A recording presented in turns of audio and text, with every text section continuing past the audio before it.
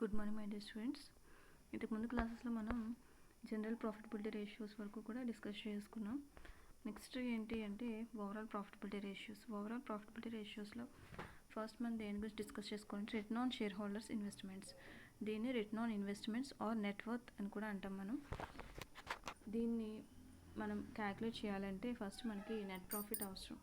After interest and tax net profit ఏదైతే ఉంటుందో దాన్ని తీసుకుని divided by shareholders funds చేసి ఇంటూ 100 చేస్తే మనకి రిటర్న్ ఆన్ ఇన్వెస్ట్మెంట్స్ వచ్చేస్తుంది. Next return on equity capital formula కొంచెం పైకి వెళ్ళింది, జాగ్రత్తగా అబ్జర్వ్ చేయండి.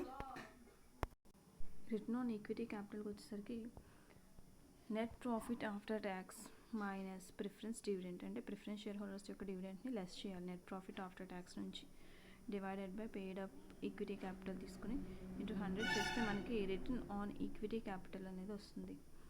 నెక్స్ట్ వన్ ఏంటంటే ఎర్నింగ్ పర్ షేర్, అంటే ఒక షేర్కి వచ్చేసరికి ఎర్నింగ్ ఎంత అనేది తెలుసుకోవాలంటే net profit after tax and preference dividend divided by number of equity shares. Number of equity shares అంటే ఇక్కడ ఒక్కొక్క ఈక్విటీ షేర్ హోల్డర్కి వచ్చేటువంటి ఎర్నింగ్ ఎంత అనేది మన ఎర్నింగ్ పర్ షేర్ కింద దీన్ని డిస్కస్ చేస్తాం. దీన్ని net profit after tax and preference dividend divided by number of equity shares కింద తీసుకోవడం జరుగుతుంది. Next return on gross capital employed, adjusted net profit divided by gross capital employed into 100 చేస్తే return on gross capital employed అనేది మనకి వస్తుంది. Next return on net capital employed, same ఫార్ములాయే, కాకపోతే కింద గ్రాస్ ప్రాఫిట్ ఎంప్లాయిడ్కి బదులుగా నెట్ క్యాపిటల్ ఎంప్లాయిడ్ తీసుకుంటాం. ఇంతకుముందు ఫార్ములాలో గ్రాస్ క్యాపిటల్ ఎంప్లాయిడ్ తీసుకున్నాం కదా, అదే ప్లేస్లో నెట్ క్యాపిటల్ ఎంప్లాయిడ్ అంటే adjusted net profit divided by net capital employed into 100 చేస్తే return on net capital employed వస్తుంది. నెక్స్ట్ రిటర్న్ ఆన్ అసెట్, దీనికి మనం net profit after tax divided by average total assets తీసుకోవాలి. Next capital turnover ratio, sales or cost of sales తీసుకోవచ్చు. ఈ రెండిట్లో ఏది మనకి లెక్క వేస్తే అది దాన్ని తీసుకుని డివైడెడ్ బై క్యాపిటల్ ఎంప్లాయిడ్ తీసుకుంటే మనకి క్యాపిటల్ టర్నోవర్ రేషియో వస్తుంది. Next fixed assets turnover ratio కావాలంటే కాస్ట్ ఆఫ్ గూడ్స్ సోల్డ్ కానీ సేల్స్ కానీ రెండిట్లో ఏది మనకి సమ్లో అవైలబుల్గా ఉంటే అది తీసుకుని డివైడెడ్ బై ఫిక్స్డ్ అసెట్స్ తీసుకుంటే మనకి ఫిక్స్డ్ అసెట్స్ టర్నోవర్ రేషియో వస్తుంది. Next working capital turnover ratio, cost of goods sold or sales ఏది అవైలబుల్గా ఉంటే అది తీసుకోండి divided by working capital or net working capital ఏదైనా సరే మనం తీసుకోవడం ద్వారా వర్కింగ్ క్యాపిటల్ టర్నోవర్ రేషియోని క్యాలిక్యులేట్ చేయొచ్చు. Next market test or valuation ratios, dividend yield ratio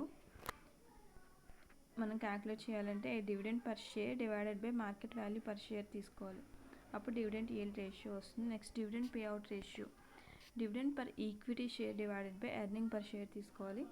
price, next price earning రేషియోకి వచ్చేసరికి దీన్నే మనం పిఈ రేషియో అంటే price earning ratio or PE ratio, market price per equity share divided by earning per share తీసుకోవాలి, దీన్ని మనం PE ratio అంటాం. Next earning yield ratio, earning per share divided by market price per share తీసుకుంటే మనకి earning yield ratio వస్తుంది.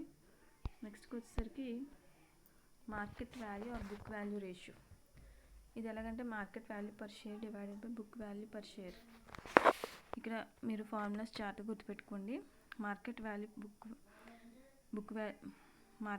Are book value రేషియోకి వచ్చేసరికి market value per share divided by book value per share తీసుకుంటాం. అదే market price to cash flow రేషియోకి వచ్చేసరికి market price per share తీసుకుని divided by cash flow per share తీసుకుంటాం. ఇవన్నీ కూడా market test or valuation ratios.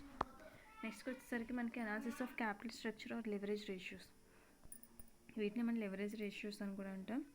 ఇందులో క్యాపిటల్ గెయినింగ్ రేషియో ఎలా క్యాలిక్యులేట్ చేస్తామంటే equity share capital plus reserves and surplus, equity share capital reserves surplus కలిపి వాటితో preference capital long term debt bearing fixed interest divide చేయాలి, అంటే equity share capital plus reserves plus surplus divided by preference capital plus long term debt bearing fixed interest చేస్తే మనకి capital gearing ratio వస్తుంది.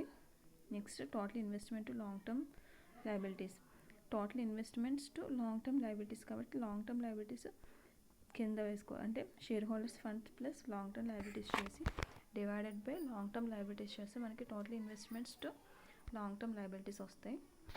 Next debt equity ratio ఎలా calculate చేయాలంటే outsiders funds by shareholders funds చేస్తే మనకి debt equity ratio వస్తుంది.